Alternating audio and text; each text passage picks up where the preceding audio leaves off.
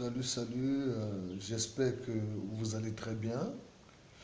Ok, excusez, tout à l'heure, j'ai eu des difficultés à faire le live parce que je comprends pas ce qui se passe exactement. Je ne sais pas si c'est un problème de connexion, je ne sais pas si c'est un problème dû à autre chose. Donc aujourd'hui, nous allons parler plus précisément de l'affaire COVID-Gate. Voilà les tendances, c'est-à-dire pourquoi en est-on arrivé à ce niveau, pourquoi. Pourquoi les Camerounais sont beaucoup plus penchés vers la prévarication? Pourquoi les Camerounais et tout et tout? Bon, je ne sais pas. Donc maintenant, j'aimerais que nous essayions un peu de diagnostiquer ce problème ensemble. Parce que, vous savez, lorsque nous sommes dans un pays comme le nôtre, quand je dis dans un pays comme le nôtre, donc c'est-à-dire dans un pays qui est, excusez-moi, il y aura certaines personnes qui viendront dire, il suffit, pourquoi négativer, il faut être positif. Il y a des gens qui travaillent pour la nation, il y a des gens qui travaillent, il y a des gens qui font des bonnes choses au Cameroun, il y a des gens qui font ceci, mais vraiment, je vais vous dire la vérité, ça, il faut être clair, c'est qu'il y a des Camerounais qui travaillent, ça, il ne faut pas le refuser, il ne faut pas le nier. Il y a des Camerounais qui travaillent, et également, il y a des Camerounais qui mettent à mal ce travail. Il y a des Camerounais qui mettent à mal ce travail. De quelle façon ils mettent ce travail à mal? Déjà, c'est-à-dire en employant des méthodes c'est-à-dire pas du tout orthodoxes pour le développement d'une nation comme le nôtre. Moi, il n'y avait pas de cela quelques temps, il n'y avait pas de cela quelques années, ça c'est mon propre point de vue, hein. Vous savez, aujourd'hui, nous vivons selon le fil de l'actualité, nous vivons selon, je peux dire, nous vivons selon, c'est-à-dire une nomenclature, c'est-à-dire imposée par, une, par ces différents courants de communication, qui est très souvent la télévision, les réseaux sociaux, la radio, le ceci, le cela, le Congo, ça, tout. Bref, il n'y a pas de cela quelque temps, on nous a parlé de l'affaire de Kangate.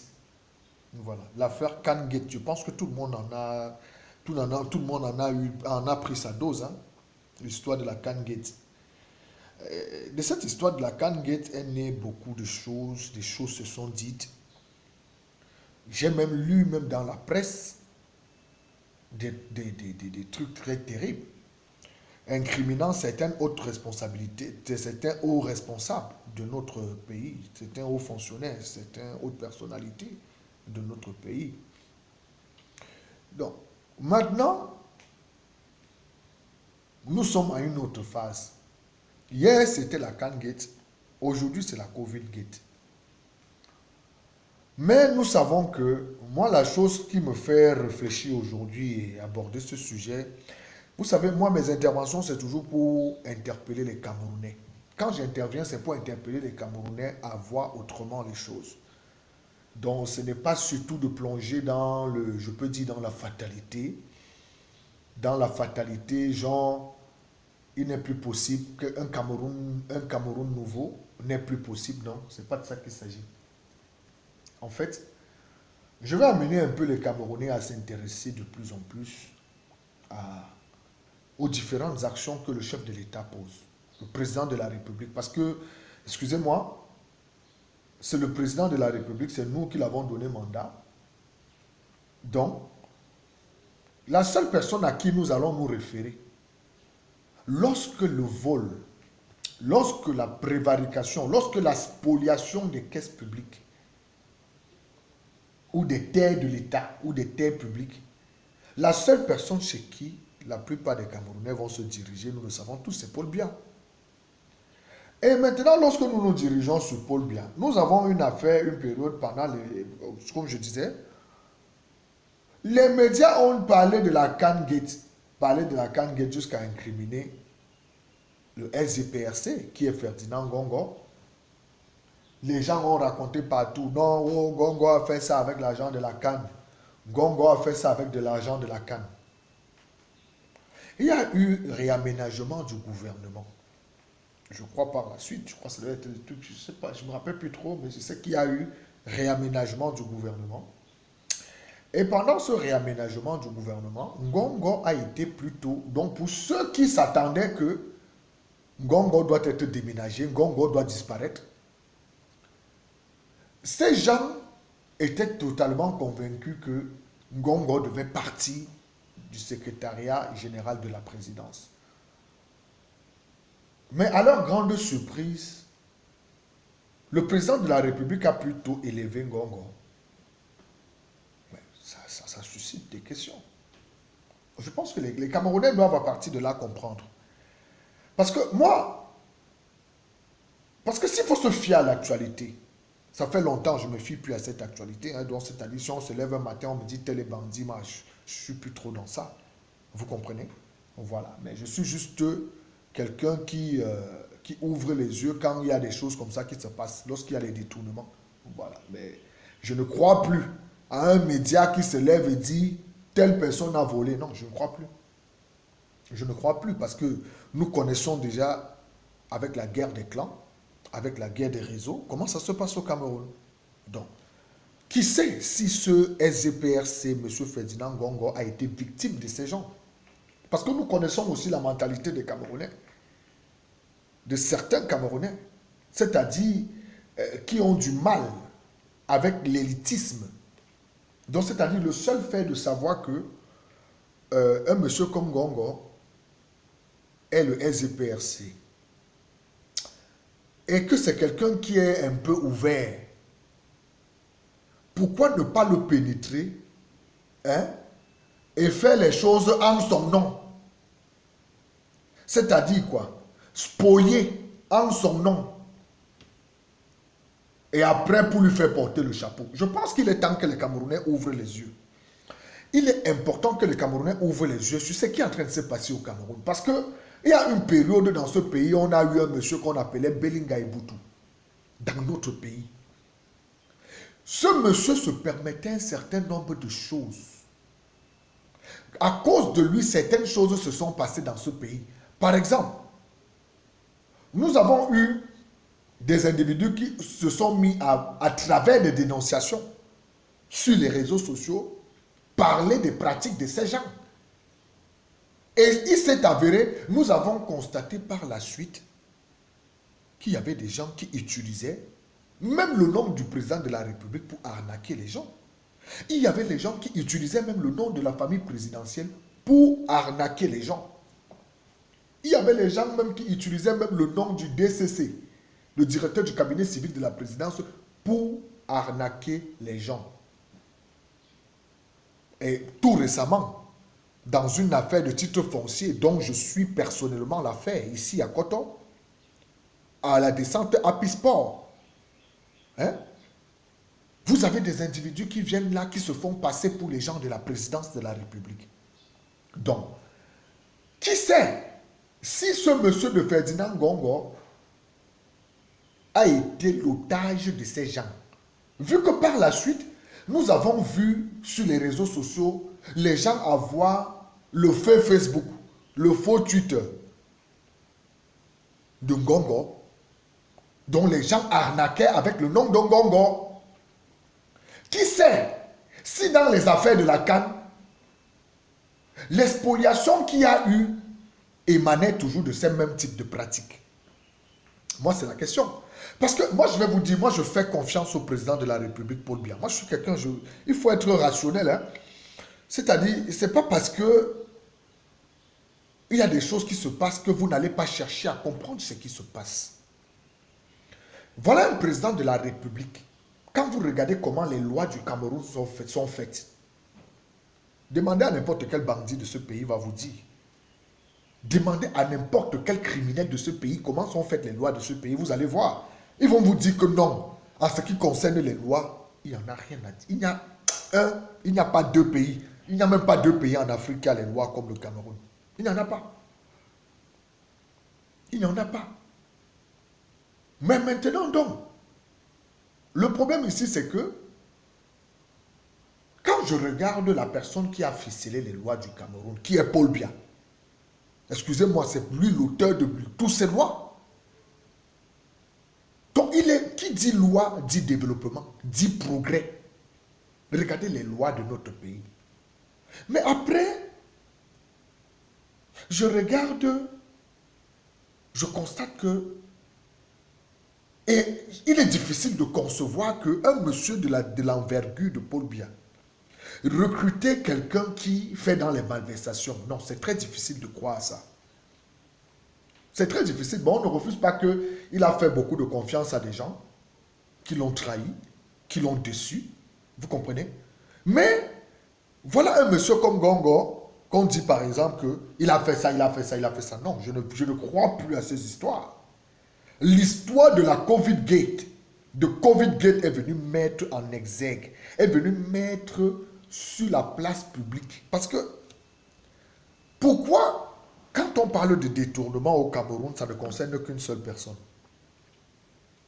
Il est inadmissible d'attribuer un tel détournement à un seul individu. Non, non, non. Vous comprenez un peu? Il est inadmissible d'attribuer un tel détournement à un seul individu. Donc, sur ce, je commence à réfléchir. Il fait monter le ministre Ngong, il fait monter Ngongo, ministre d'État. Ça ne vous dit rien. Ça ne vous interpelle pas. Voilà quelqu'un qu'on dit qu'il est un bandit, il est un criminel. Ngongo a fait ça, Ngongo a fait ceci, cela. Et comme ça ne suffit pas pour renchérir alors les choses, il le nomme à la tête de la task prod, de la task force, de la task force. Excusez-moi si j'ai des prononciations avec le nom de ce mouvement, de ce projet. Il le nomme à la tête. Donc ça veut dire que désormais c'est Ngongo qui contrôle. Vous avez vu la suite avec l'histoire de Covid. Donc, les gens qui ont voulu faire plonger Ngongo hier, les gens qui ont voulu, parce que c'est très facile de dire que c'est Paul Biya le responsable. C'est très facile de dire que c'est Ngongo le responsable. Ngongo a fait ça, Ngongo a fait ça. Et pour ça, ils sont prêts parce qu'ils ont des disciples. Ils ont des disciples partout. Même moi-même, une période, j'ai cru que Ngongo... Même moi-même, j'ai fait partie de ceux qui ont cru que Ngongo a fait ça, Ngongo a fait ça. Je suis désolé. Ngongo a fait ça, Ngongo a fait ça, mais il est toujours là. Ça veut dire ce que ça veut dire. Et aujourd'hui, il est à la tête de la task force. Ça veut dire ce que ça veut dire. Ça veut dire que le chef de l'État passe un message. C'est à nous de comprendre cela.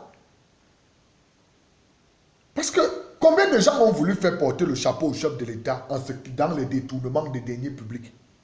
Ils sont nombreux. Aujourd'hui, vous voyez n'importe quel Camerounais. Il fut une période quand tu parlais à un Camerounais de Paul Biya, il te disait que non, Paul Biya c'est un bandit.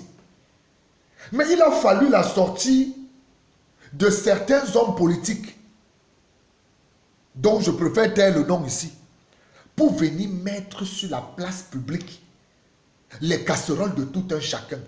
Et pour finir, les Camerounais ont fini par comprendre. J'ai fait même partie de cette commission. J'ai même fait partie même de cette délégation. Et pour finir, les Camerounais ont compris que, donc, quand on parle de vol, ce n'est pas, on passe le temps à pointer Paul Biya du doigt. Or, les vrais responsables sont dans nos quartiers. Les vrais responsables sont dans nos maisons. Les vrais responsables sont dans nos établissements, dans nos hôpitaux. Vous imaginez? Alors, voilà un président de la République. Du haut de ses presque 60 à 50 ans de vie administrative, qui fait confiance à quelqu'un dont la presse. C'est pourquoi moi je vais parler de la presse ici. Moi je vous ai toujours dit un truc au Cameroun. Je vous ai toujours dit quelque chose au Cameroun qui est très importante. À travers mes différentes vidéos, faites très attention à la presse. Faites très très attention à la presse. La presse au Cameroun, je suis désolé. S'il y a 100 organes de presse au Cameroun, 100 organes de presse et médias Donc, c'est-à-dire quand je parle de télévision, je parle de radio, je parle encore de quoi là?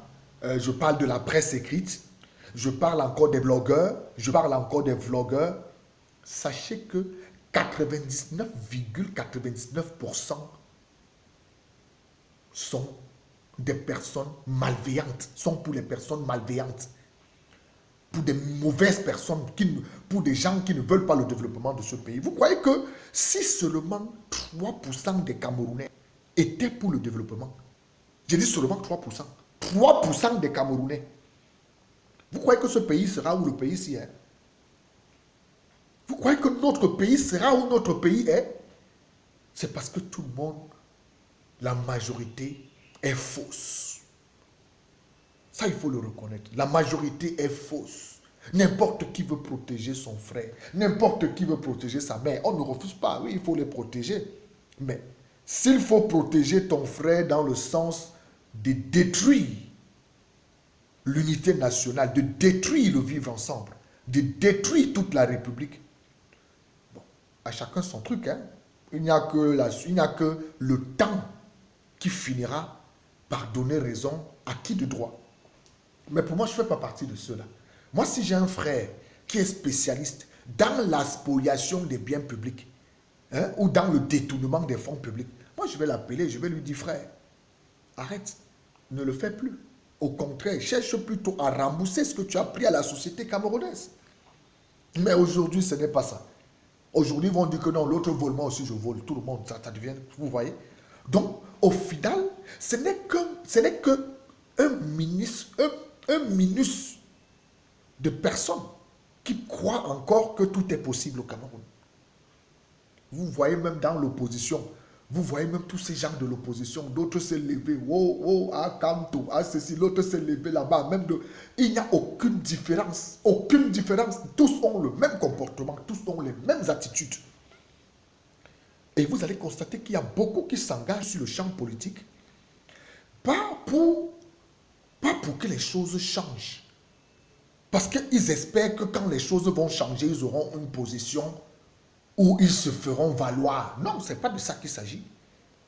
Moi, aujourd'hui, j'ai toujours dit, moi, à travers mes petites dénonciations, mes petites contributions, hein, en tant que citoyen lambda camerounais, moi, je vais vous dire quelque chose. Mon souhait, c'est que demain, les choses fonctionnent bien. Les lois que Paul Biya, la voie que Paul Biya a tracée, là, que les Camerounais puissent suivre ça. C'est mon rêve. Qu'est-ce qu'il peut venir proposer mieux que ce que Paul Biya a proposé? Soyons sérieux. Le Cameroun n'a pas un problème d'idéologie, de développement. Non, on n'a pas ce problème. On a un problème de mentalité au niveau des Camerounais. La Bible, on aura beau vous enseigner la Bible, vous donnez la Bible matin, vous donnez les Bibles matin, midi et soir, vous remplissez les maisons de Bible. Mais tant qu'au plus profond de vous, là, vous ne faites pas la paix intérieure avec vous, vous ne pourriez jamais avoir la parole de Dieu. Jamais.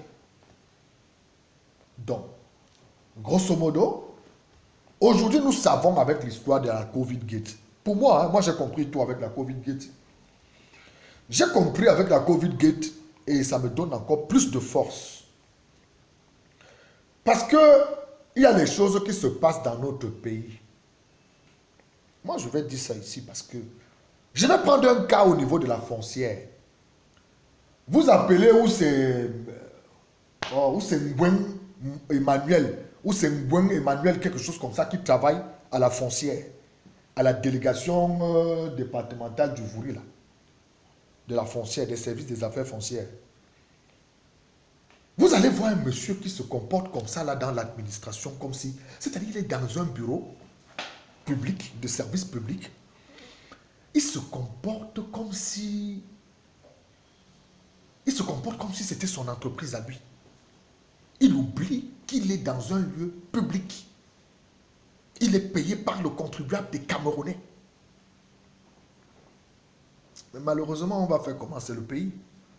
Mais je ne cesserai toujours d'interpeller les autorités de la République.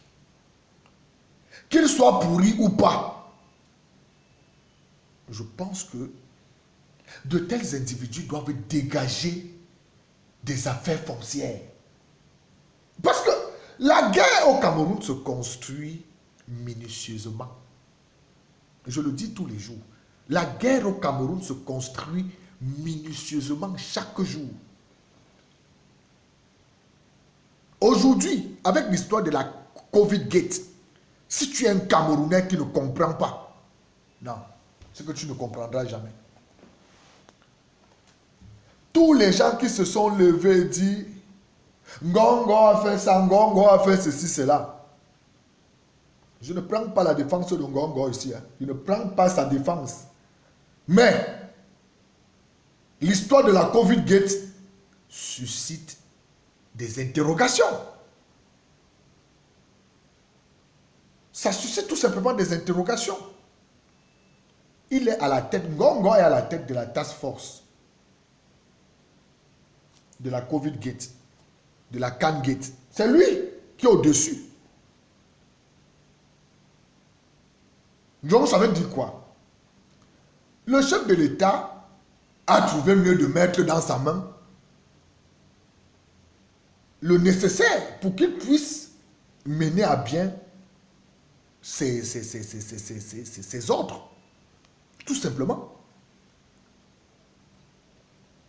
Maintenant, ça y va dans tous les sens. On assiste à une presse prédatrice, à certains blogueurs qui ne vivent que grâce au vol, c'est-à-dire qui sont soutenus par les prévaricateurs. Maintenant, chacun vient là pour défendre son maître.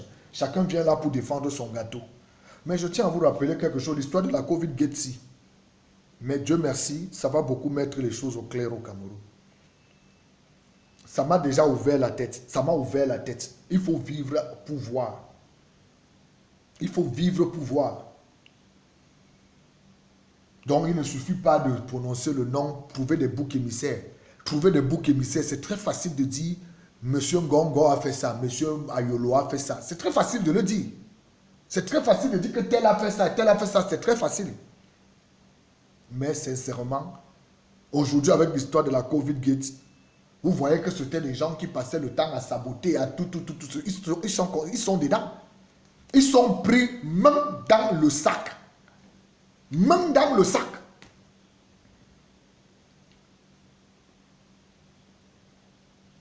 Je vous avais dit, le Cameroun ne sera plus comme avant. Le Cameroun va changer. J'ai espoir. J'ai un espoir qui m'envahit chaque jour qui passe. Vous ne pouvez pas vous imaginer. Ça va changer. Même tous ces gens du JICAM, tout le machin que le JICAM fait là, toutes ces choses-là qu'ils font, laissez. Tout ça va chavirer le moment venu. Attendez. Parce que pour le moment, vous savez, ils se plaignent de la fiscalité. Oh, l'État ne fait pas ça, l'État ne fait pas ça. Ils ne savent même pas que l'État même a pitié même d'eux. L'État a pitié d'eux. Et vous allez constater, vous entrez même dans les entreprises de ces gens, la sécurité sociale, les assurances des employés, il n'y a pas. Il n'y en a pas. Vous allez constater même que en ce qui concerne les droits des employés, il n'y en a pas. Ça n'existe pas. Et vous allez les voir se lever, se pavaner par-ci, par-là, raconter partout dans les pays. Ils ne quittent pas en Côte d'Ivoire. Ils manquent de respect de manière subtile au Cameroun, auprès de Kagame. Un amphibie comme ça là. Moi, je vais vous dire sincèrement, ce pays, monte descente, ça va changer. Ça va changer. Le Cameroun a deux voies. Vous comprenez? Soit le Cameroun va se développer à une vitesse incroyable, ou soit le Cameroun va baigner dans le sang, dont la première trêve sera dans 25 ans. Dans 25 ans, la première trêve sera dans 25 ans. Moi, c'est ce que je vous dis. Je vous le dis. Parce qu'à un certain moment, le Camerounais qui réfléchit, qui aime le Cameroun, qui aime ses enfants, va dire, vous savez quoi, non, j'arrête avec les histoires de vol là. Non, j'arrête, j'arrête. Non, même si l'autre vole, je ne vole plus, non, je ne suis plus là, j'arrête. Ils vont finir par arrêter. Vous allez arrêter ça. Ne vous gênez pas. Le moment va venir, vous allez arrêter. Ou à défaut, si vous n'arrêtez pas, vous savez où on va. À quoi ça sert de détourner des milliards à construire des immeubles partout, des immeubles que personne ne doit habiter dedans? Personne n'habite dans les immeubles. Les Camerounais sont sans domicile fixe. Vous arrachez les terrains aux gens. Vous faites ceci, cela. Et que demain, on va retrouver les jeunes Camerounais décapités dans les rues. Parce que des individus se sont appropriés. Non, quand même. Vous croyez que Paul Biya n'est pas conscient de ça? Vous croyez que Ngongo n'est pas conscient de ça? Donc si les gens se lèvent, commencent à raconter des histoires, non, on n'est plus dans ça. Voilà l'histoire de la Covid-Gate. Car, ça c'est quel genre de gros cœur que les Camerounais, c'est quel genre de gros cœur que ces ministres ont. C'est quel genre de gros cœur que les Camerounais même eux-mêmes ont. C'est pas croyable. Vous prenez ça, vous profitez à vous. Les enfants des autres viendront payer ça. Oui, les enfants des autres viendront payer ça. Après, vous allez dire comme bouc émissaire, non, c'est Ngongo. Non, c'est Paul Biya qui était au pouvoir. C'était le régime de Paul Biya. Non, non, c'était le régime de Paul Biya. Non.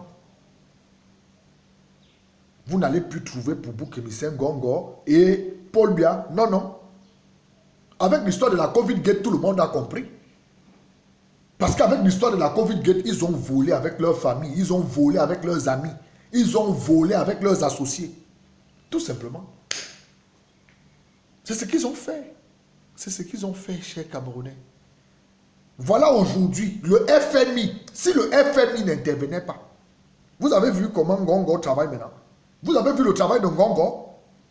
Est-ce que vous avez vu ce que Ngongo fait? On va beau dire que non, il est concerné, non, il a fait. Maintenant, les mots vont sortir. Mais attends, si toi, tu es concerné dans une affaire, moi, je suis accusé d'avoir volé les lunettes. Et c'est moi qu'on charge de faire des enquêtes sur les lunettes que j'ai volées. Et je me lève, je commence à mettre la pression à tout le monde. Je prends l'affaire, je mets sur ma tête. Non, quand même, soyons raisonnables. Il ne faut pas nous prendre pour des cons, pour des idiots. Les vérités sont là au grand jour aujourd'hui. Voilà ça, chers Camerounais. Voilà l'histoire de la Covid-Gate. Réveillons-nous. Et disons tout simplement non. Moi, j'ai fait une vidéo récente où j'ai dit, moi, ma proposition serait, il faut qu'on revoie les lois de notre pays. Tous ces machins qu'on appelle députés, ces histoires qu'on appelle sénateurs, excusez-moi, j'ai du dédain, ça me donne envie de vomir. Donc, c'est-à-dire, la seule chose qu'il faut faire, c'est quoi? C'est qu'il faut des nouvelles lois en ce qui concerne les affaires publiques au Cameroun. Donc, c'est-à-dire, quand l'argent entre, quand le FMI envoie l'argent, ou quand je ne sais pas qui envoie l'argent, ou c'est n'importe qui, n'importe quel Camerounais, même moi si je dois donner 100 francs à l'État du Cameroun, même le nouveau-né qui vient de naître doit être informé et il doit avoir la traçabilité. Tout simplement. Ça ne sert à rien de créer des commissions, de ceci, commission, cela. Parce que toutes ces commissions-là, nous savons. Très souvent, ces commissions trempent dans des trucs pas du tout corrects. Donc, il est important aujourd'hui que les Camerounais sachent ça. On ne construira pas notre pays avec la tricherie. On ne construira pas notre pays avec la corruption. Que personne ne vous mente. Je suis convaincu. Moi, je vous parle parce que je suis un travailleur. Je suis un travailleur. Et pour rien au monde, je n'ai jamais vu une nation se construire grâce à la corruption. Non. C'est grâce au travail. Et quand je dis le travail, un travail dont les droits sont respectés. Hein. Voilà. Dont les droits des travailleurs sont respectés. Donc ça veut dire que n'employez pas quelqu'un, vous le prenez, vous le mettez dans les grosses sociétés, dans vos grosses sociétés, ils n'ont pas d'assurance maladie, ils n'ont pas d'assurance retraite, ils n'ont pas d'assurance ceci, ils n'ont rien. Et vous êtes les premiers à venir vous mettre avec vous appelez quoi, JICAM, dit que non, l'État donne trop les taxes, l'État donne trop les taxes. Or, si on entre dans le système de fonctionnement de vos entreprises, vous allez plutôt fermer boutique. Vous allez fermer boutique. Parce que ce sont des conglomérats de prévarication et de spoliation. Tout simplement. Donc, autant de choses. Donc, il est important que l'affaire Covid-Gate, je vous assure, les Camerounais doivent se réveiller et prendre conscience. Pour moi, c'est mon avis. Hein. Ça ne sert à rien de tirer tous les jours. Méfiez-vous de ce qui fait, je ne sais pas qui avait dit, méfiez-vous de ce qui peut faire des semaines. Méfiez-vous de ce qui peut saigner pendant des mois sans mourir. Quand même. Eh oui, il faut se méfier, il faut faire attention. Tous les jours, Ngongo a fait ça. Tous les jours, Paul Biya a fait ça. Voilà maintenant la Covid. Voilà Covid. Voilà ça. Apparemment, les médias ne veulent plus trop parler de ça. Vous comprenez? Les médias, même les vlogueurs ne veulent plus. Mais si peut-être vous entendez, peut-être Georgette Eto a fait ceci, cela, tout le monde tombe dedans, Georgette Eto. Si peut-être Eto-Fils a fait comme ça, tout le monde tombe derrière Eto-Fils. Pour embrouiller le cerveau des Camerounais. Comme si c'était l'essentiel de la République, de la nation là-bas. Vous voyez? Donc, c'est-à-dire, ce sont des gens qui travaillent, ils ont des plans de travail, vous ne pouvez pas vous imaginer. Les médias jouent leur rôle, les blogueurs jouent leur rôle. Chacun joue son rôle, tout ça dans la déstabilisation de la République. Ils vous font croire qu'ils sont pour le Cameroun. Vous allez voir d'autres se lever chanter Paul Biya, notre président, paix de la nation, tout ça. Est-ce que Paul Biya a besoin de ça? Paul Biya n'a pas besoin de toutes ces choses-là. Il n'en a rien à foutre de tout ça. Il n'en a rien à cirer de excellence, mais c'est le président de la République sous haute instruction, machin. Il n'a pas besoin de ça. Il n'a que besoin d'une seule chose. Suivez la ligne. La ligne qu'il a tracée. Parce que là, cette ligne-là, vous comprenez? Cette ligne, le jour que les Camerounais vont suivre, cette ligne, même pas arriver à la moitié du chemin, le tiers de la ligne, là, vous allez voir. Vous allez voir. Regardez les artistes au Cameroun. Tout le monde fait maintenant les mèches sur les têtes comme ça, là. Les mouvements LGBT se sont déjà installés au Cameroun. Regardez.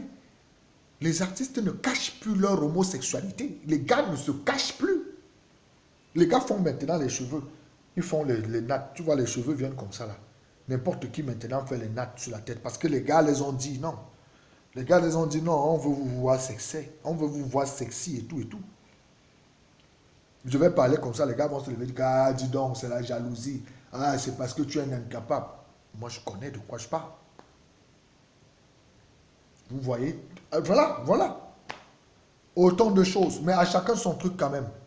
Chacun est libre de devenir ce qu'il veut devenir. Mais il est important ici là d'interpeller et d'attirer une attention sur la manière de réfléchir et de penser des Camerounais. Il ne suffit pas de... On va se lever un matin, venir dire que tel est sorcier. Toi, tu cours sur moi aussi. Oui, c'est un sorcier, c'est un sorcier. Non, non, non. Non. À ce moment, il faut s'arrêter, il faut réfléchir. Et lorsque tu réfléchis, il faut faire des concessions. À partir des concessions, tu comprendras beaucoup de choses. Voilà le Ngongo qu'on nous a fait comprendre qu'il est ceci. C'est lui qui est devant la scène. C'est lui qui est là. Pourquoi tout d'un coup, celui qu'on dit qu'il est le plus grand criminel de la République en termes de détournement de fonds, c'est lui qui court avec les dossiers? L'histoire de la CAN, j'attends qu'on a mis 24 milliards, la CAN féminine, 24 milliards. Hein? 4 milliards ont été utilisés et 20 milliards ont été retrocédés dans les caisses publiques. Qui était à la tête de ça? C'est Ngongo. Pourquoi il fait de très bonnes choses comme ça là? On ne parle pas de ça. On ne dira jamais, vous n'entendrez jamais, on a dit que Ngongo. Jamais vous n'entendrez ça. Jamais vous n'entendrez. Jamais les gens ne parleront de ça. Ils diront plutôt, oh, le sac de ciment a coûté 500 000. Le camion a coûté 2 millions. Tout ça, les choses comme ça. Tout ça pour ameuter les meutes. Tout ça pour ameuter les Camerounais. Tout ça pour mettre les Camerounais hors état de nuit et tout et tout. Mettre les Camerounais dans les états. Mais tout ça, chers frères Camerounais, nous arrivons au terme de la vidéo. Moi, c'est ce que je voulais vous dire aujourd'hui. Ne tombez plus dans ce genre de piège-là. Ne croyez plus à ce que la télévision dit. Tous ces machins de tous les trucs que la télévision fait là. Regardez juste. Et faites ce qu'on appelle la rétrospective des faits. Ne vivez pas seulement le jour au jour. Vivez au le jour et le passé et le futur. Vivez dans ça. Vivez dans ces trois éléments. Parce que si vous vivez le jour, vous êtes mort. Vous ne comprendrez jamais ce qui vous arrive. Pour mieux analyser le présent, il faut... Pour mieux vivre le présent, il faut analyser son passé. C'est tout, c'est pas compliqué. Il faut faire des analyses froides. Donc, moi, c'est ce que je voulais vous dire aujourd'hui, dans l'affaire Covid-Gate. J'espère seulement que... Mais je suis convaincu d'une chose, ils ne vont pas échapper. Ils ne pourront pas échapper. Ils ne pourront pas. Ils ne pourront pas. Parce que si ils échappent, alors là, excusez-moi, même le président de la République, là, j'avais un peu cessé de l'envoyer mes félicitations. Si l'affaire de la Covid-Gate s'y passe, non. Vu qu'il y a, c'est-à-dire, si ça passe, il n'y a pas quelque chose. Non. Il n'y a pas quelque chose avec ce qu'on a vu en Mondovision. Non. C'est que même le président de la République lui-même est en train de se tirer. Il est en train de se tirer dans les pattes. Lui-même est en train de se mettre mal à l'aise. Tout simplement. Donc, c'est ce que je voulais vous dire. Merci de m'avoir suivi. Et surtout, n'oubliez pas de vous connecter, de vous abonner à la page, activer la cloche de notification pour ne pas rater les prochaines vidéos. Donc, sur ce, je vous remercie de m'avoir suivi et que Dieu bénisse le Cameroun et que Dieu touche les mentalités camerounaises pour qu'elles soient pures, sincèrement, et pour que nous puissions construire notre pays. Moi, aujourd'hui, j'ai envie de mettre mes compétences au service de ma nation, de mon pays. Comme je l'ai toujours fait, d'ailleurs. Donc, frères camerounais, changeons. Bonne journée à vous. C'était le Cheikh Amzalek.